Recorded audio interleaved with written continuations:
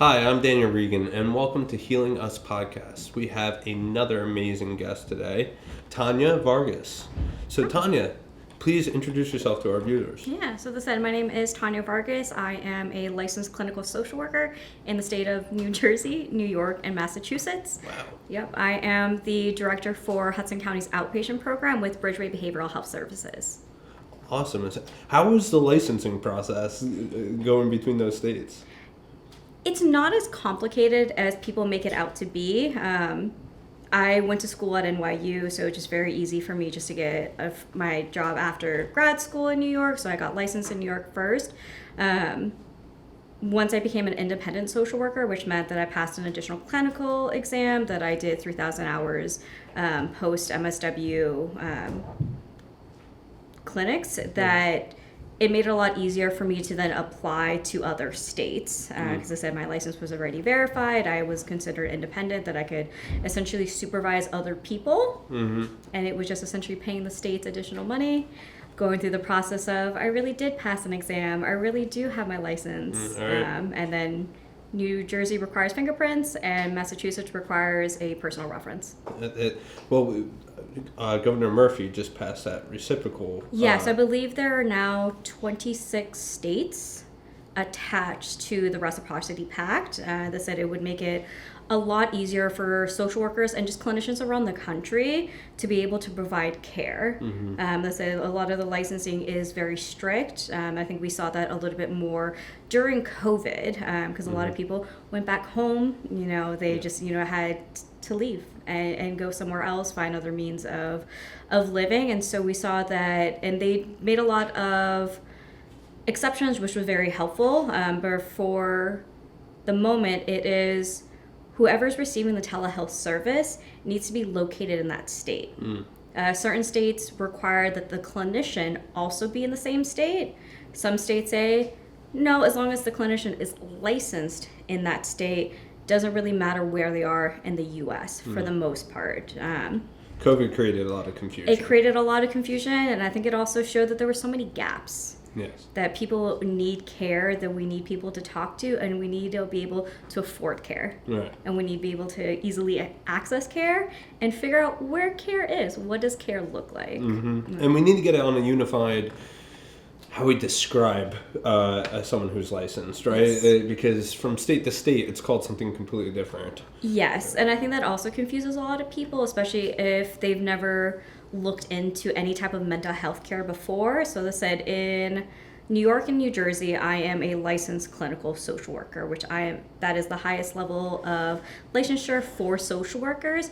In the state of Massachusetts, I am an LICSW, a licensed independent clinical social worker.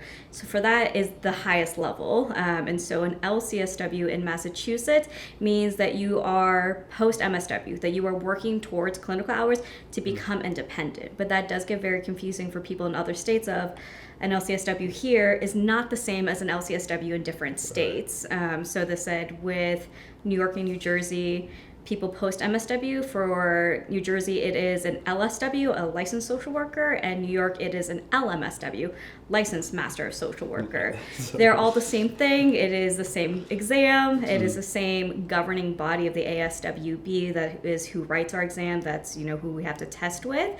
But it does get very confusing even within the social work realm. So with no one who has any idea what social workers are, not to mention any other mental health discipline, they're like, where do I go? Is this the right fit for me? Is this person going to be up to the standard that I want? It caused a lot of confusion, a lot of chaos, and some people would be like, you know what, this is too much information. I'm good. Maybe I don't really need help that badly. And it's like, no. One thing we love in social work and psychology is acracronyms. Oh, yeah. We love it, and I think we have repetitive acronyms. And the big, I've ran into the issue in Florida. Because they call what we have an LAC here. Yes. Is an intern there.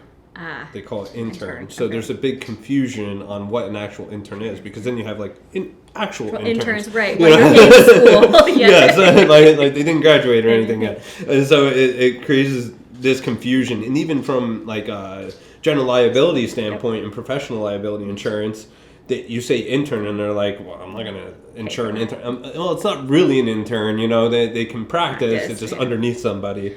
Which is also, I think, what New Jersey is going through right now, because we are now under an MCO, a managed care organization. So all of the big insurance networks are essentially trying to consolidate, make it easier, quote unquote.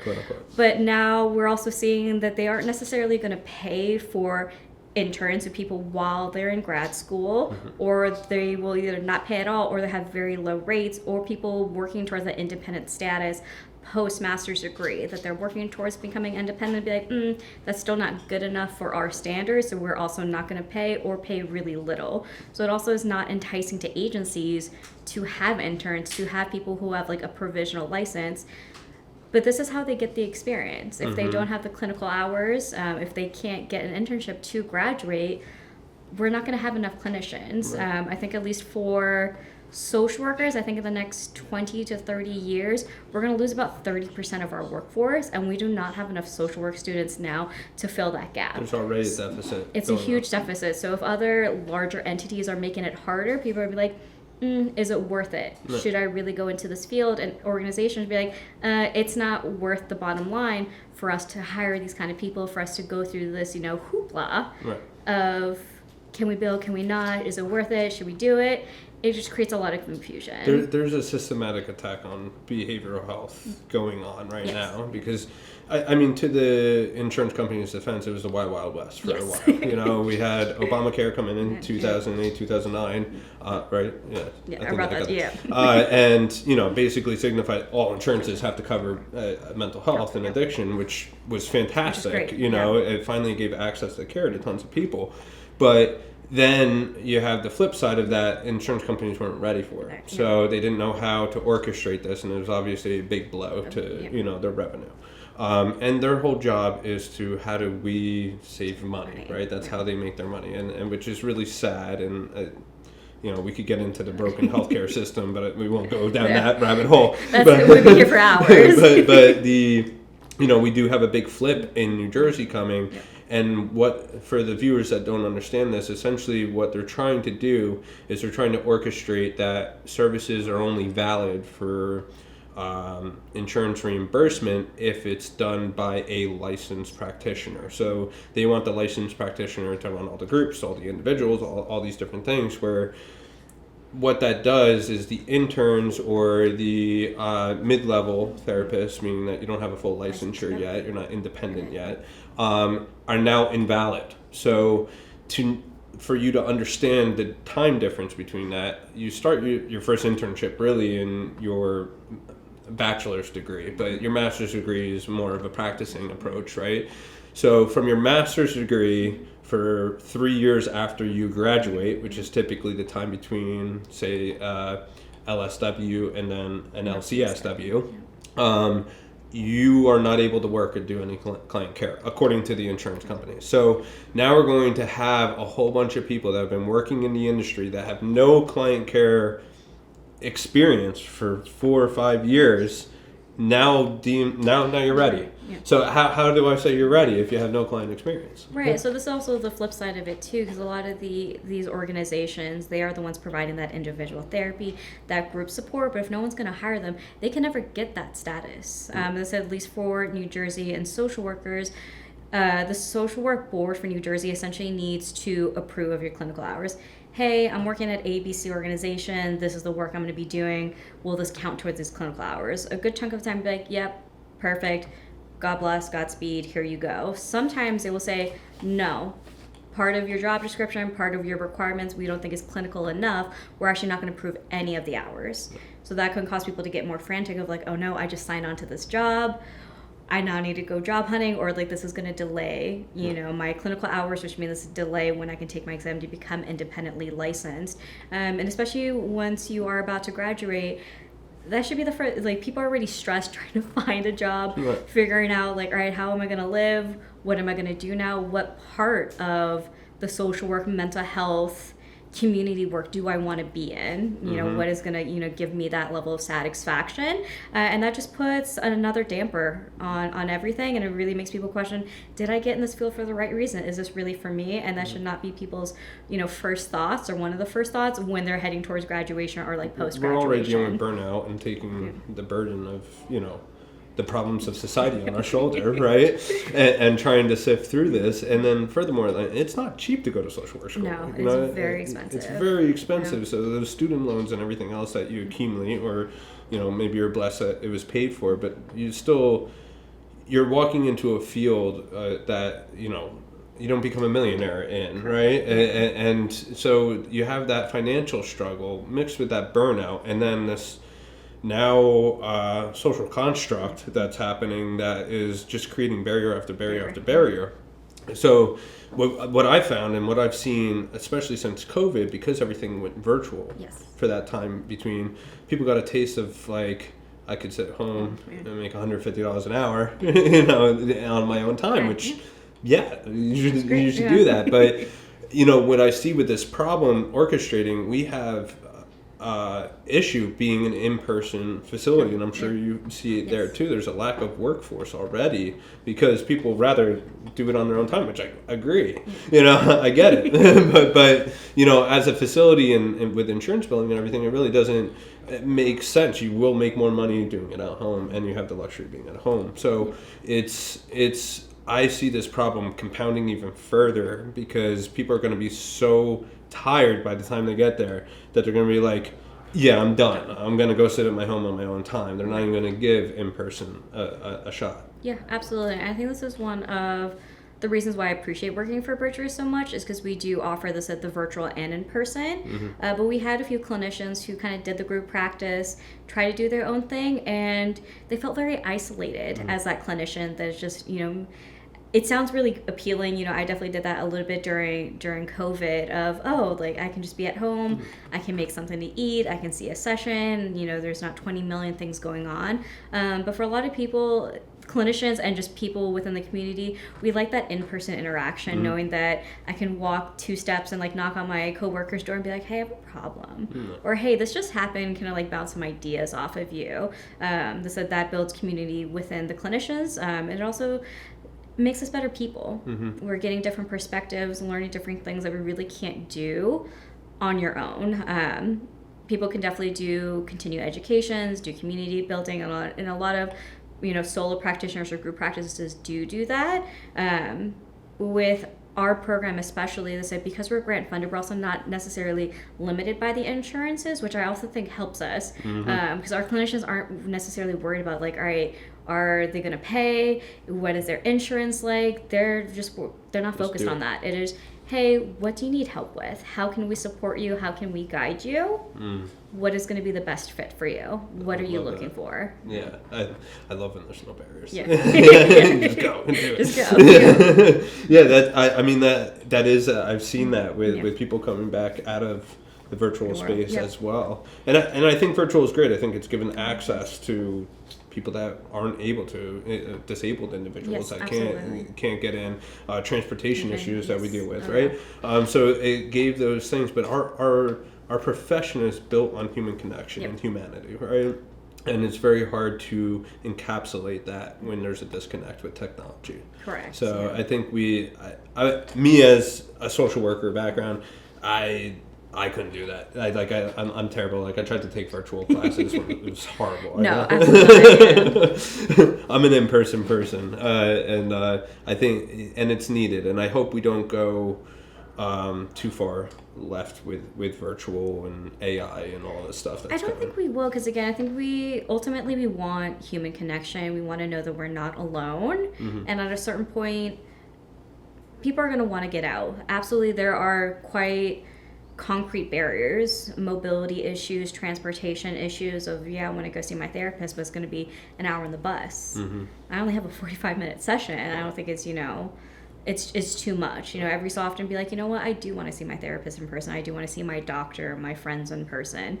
So I think it will definitely stick around, but I think people enjoy that face-to-face, that human interaction. Sometimes people just seeing you. Hey, I see that you're fidgeting. You're tapping real. your leg a lot right now. Like, what are you feeling? What's going on? That you wouldn't necessarily see in a virtual session. Correct. Yeah.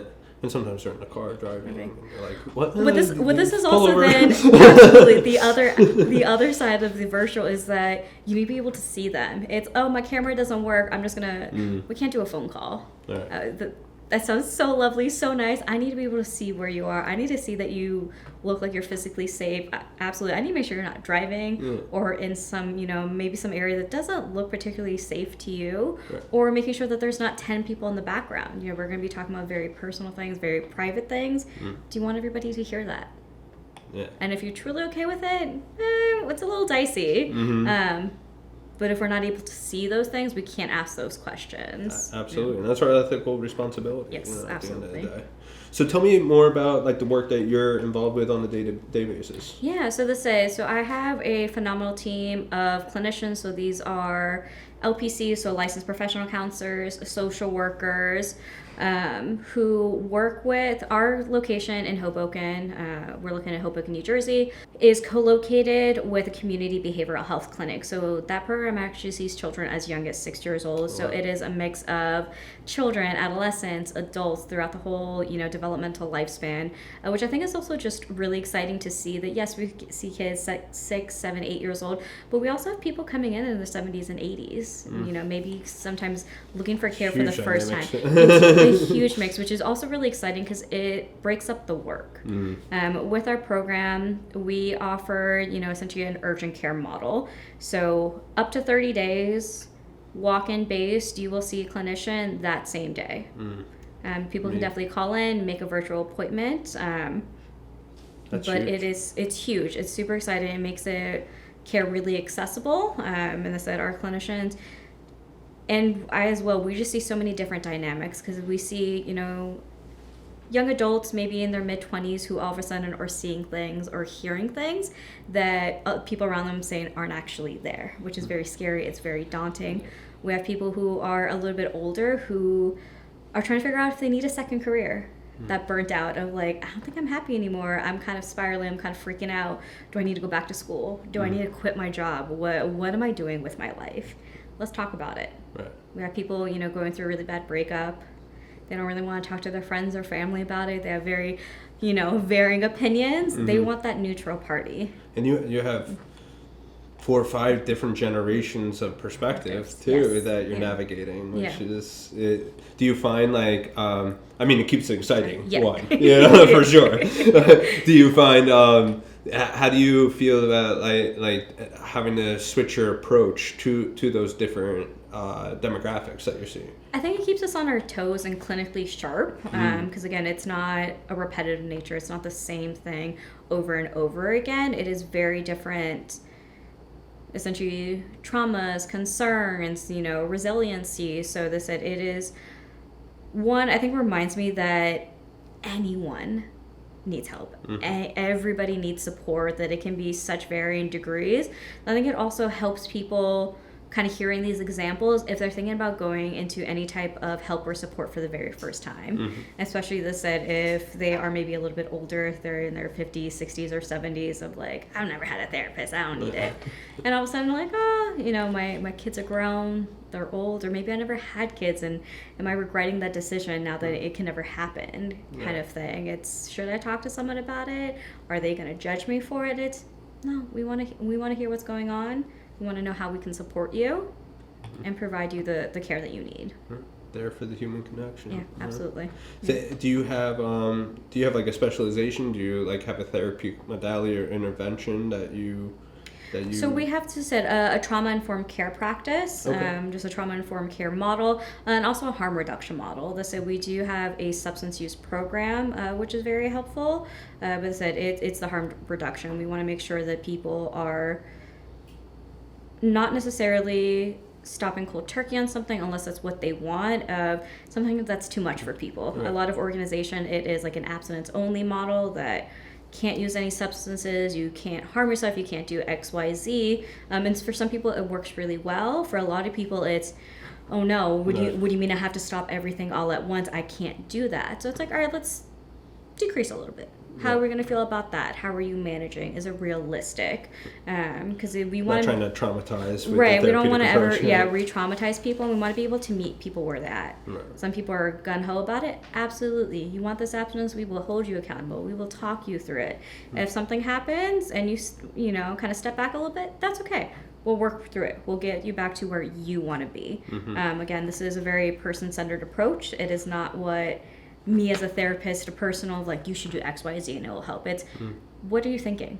What will be helpful? What's kind of going through your mind of, I think I want this for my life. I think I want to do that instead. Great.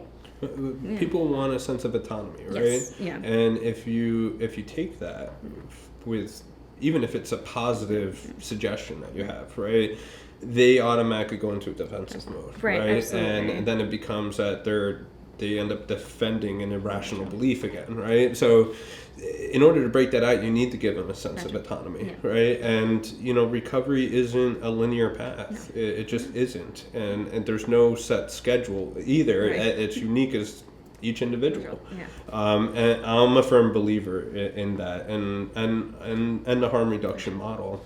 I think you really do need to meet people where they're at and make it a pleasant experience on how to get to it. And they need to develop that on their own. Right. They need to develop what am I trying to get to? Right, and I think that's also, like this said, like kind of a double-edged sword of people's perceptions of therapy. Sometimes people think, you know, the therapist is going to tell you what to do. You want to get your life in order, you got to do X, you got to do Y, you got to do Z, and, you know, potentially kind of judge you for it of like, you were doing that? Why?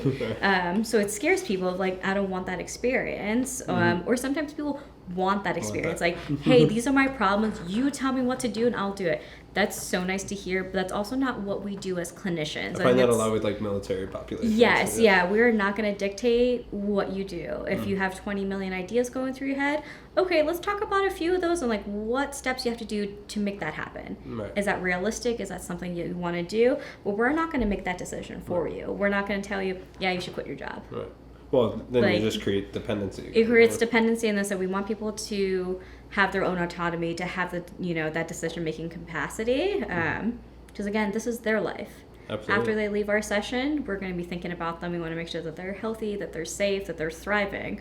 But ultimately, we're not with them 24/7. We're not living with them. We are not in their mind. They need to be happy and comfortable with whatever decisions they're going to make. No, they need that self-management piece. And throughout our centers at Healing Us, we don't even tell you what your group schedule is. We list 3 different options for each hour, and you pick and choose what you want to go here, you want to go learn. Giving you that sense of autonomy, right? And control over your treatment plan. And if you build it, you'll want to be there, right? If I'm told to do it, and this is the box, and this is the box you got to fit in. Me personally, the way I approach things, I'm not getting in the box. Absolutely. You know? And I think at least with kind of the recovery addiction side of everything, I think that's also what people, I think a little bit more of like the family and friends, they want to be able to help their loved one, you know, be like, you know, if you got treatment, if you did this, it would help. But absolutely, you put people in a box and you tell them you got to do this, they're not going to do it. No. People need to be able to want the help, to be open-minded to receiving feedback, information, and if not, they are not ready, that's okay. But then it's on the other person of, you need to be okay with the decision they're making, and that's incredibly difficult, incredibly challenging, and people usually just need support in and of itself in that manner, and that's also okay. They're like, no, but they need help, I'm okay. Right. You also need someone to talk to, and that's fine. It's okay. That's fine. Yeah. Every action has a ripple effect, right? And it's a full dynamic that needs to be looked at. But that's I forget where I was going. Sorry, I had a question in my head and then it just went somewhere.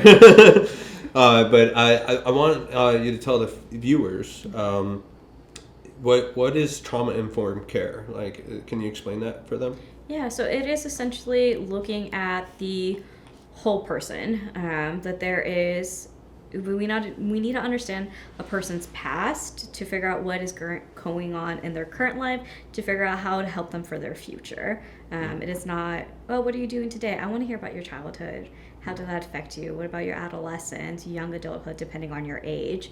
That there's some level of trauma, if something bad happened in your life, that could potentially, you know, cause significant concerns and how that still plays in your life today. Amazing. Have you done any inner child work with people? Not necessarily as a clinical focus. This I think a lot of our clinicians understand some of the modalities. I think this is also where, unfortunately, it gets like nitty gritty with clinicians of, we're not licensed, like we didn't go through any certifications, like we read information and have a general knowledge. I think this especially for this like IFS, like interfamily systems, or like EMDR, like we know about it. Like I said, we're, at least with Hoboken, like we are not EMDR certified. So yeah, it's a little bit of a coin toss. We understand the work, but we are not formally trained. Gotcha. Yeah. Yeah, I mean, a lot of that. I mean, one, you got to go to the school, the certification process, all that kind of stuff, and it's hard to fit in while you're working, right? And this also then goes into the cost. So many of these programs, like they are phenomenal. They have really great like clinical responses. They're so much money. Yeah, they're so expensive, and it's very time consuming, and it is very hard to juggle of all right, how do I pay for this? I know this will help my work. I know this will help the people that I work with. But if I can't afford it, if I can't find the time to do it, because I can't, I have to do this outside of kind of like my working hours. Right. Can I justify this at this moment? It's hard to fit in, and well, we can learn a lot by. We take CEUs and so we get like little glimpses of it. We get to see someone that it does specialize in practice. So we kind of pick up some of the traits of all these things as we go. I'm a big believer in inner child and REBT, DBT. But inner child is like one of those things that like saved my life, I would say. I think we, as I'm speaking from the business operation side, right, of what we do, is I think we need to take the time and invest more into our clinicians, right? I mean, you're the lifeblood of the organization. We don't get any work done without you, right? And so one of the things that we have done at Healing Us is we actually encourage and we pay for your training to go for that specialty. And we have like a whole menu that you get to choose from. But I think it's really important, one, because quality of care is really important to me and best practice, right? And I want to make sure our clients are getting the best that they can, and we have a dynamic approach to those things. So I want a clinician that specializes in each one of these things in my centers, right? And the only way for me to do that is to invest in it, right? And I think it's really not that hard to do, and I'd love to see more centers do that for their people, because it makes you better, and I hope that you stay with me forever, but the reality is you're going to want to open your own practice and those kind of things later on, and I get it. I went to social work school as well. So how do I make that future brighter for you as well, Yeah. I think it's also, I think at least with our agency, with Bridgeway, is that a lot of our clinicians do stay for a while. As I said, our lead clinician, she's been with the agency for 20 years. Wow. Yeah. That speaks volumes. It speaks volumes. As I said, she loves the work, loves, our coworkers, our colleagues, my goodness, and the mission statement, and the work that we're doing. And as I said, for some people, they're good with the community work, being at the nonprofits, which is also really exciting to see, because absolutely there is a lot of appeal with starting your own private practice or kind of joining a group practice. There's a lot more money. There is some flexibility.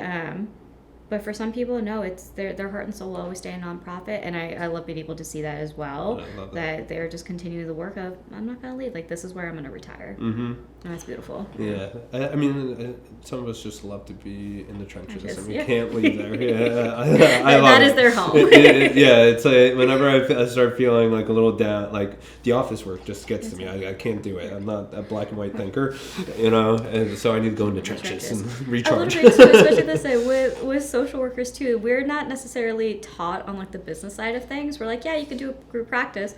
How do you start it? What do you mean I need a federal tax ID? What do you mean I need a license and insurance? What is all this? What is all this? It's very daunting. For a lot of people, it's not worth it. We're totally fine. And look, I mean, we all got into this profession because we're drawn to it, right? In one capacity or another, for one reason or another, but our heart lies in that humanity piece, So even if we leave for a little bit, we always have that pull back in some capacity. Yeah. So I want to thank you for the work you're doing, and I want the viewers to know, where can they get a hold of your agency? Yeah, absolutely. So we are located on Instagram, Facebook, LinkedIn, Bridgeway BHS. You can go to our website. We are revamping it, so give us a little bit of grace. So bridgewaybhs.org. And we are located, my location is located in Hoboken, 506 3rd Street, zip code 07030. Wonderful. Well, I want to thank you, Tanya, for coming on here and joining us today at Healing Us Podcast. It is a great conversation, and you do amazing work. I sat on a panel with you. You're extremely knowledgeable, and we need more like you. No, thank you so much. Thank you. Hoping to come back. You will. Thank you, everybody, for listening. I hope you enjoyed today's show. Catch you again.